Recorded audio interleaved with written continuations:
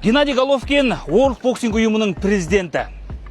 Міне, осындай мәлімдемені қазір тағатсыздана күтіп отырмыз. Осы әлемдік бокс ұйымының президентін сайлауына бір тәуліктен аз уақыт қалды. Яғни ертең 23 қараша күні Қазақстан уақытымен 14:00 мен 16:00 арасында дәл осы Рим қаласында әлемдік бокс ұйымының жиын өтеді және соның барысында президенттің сайлауы болады. Геннадий Головкин енді жалғыз үміткер және негізгі үміткер. Бүкіл ақпарат құралдары тек Қазақстанда емес, әлемдік ақпарат құралдары қазір Головкинді сайлап, құттықтаулар да жолдап жатыр, бағдарламасын таныстырып жатыр деген сияқты. Бірақ енді әрине әліптің артын бағамыз, ресми президент болған күтеміз және осы жерден енді ақпарат таратуға арнайы келдік.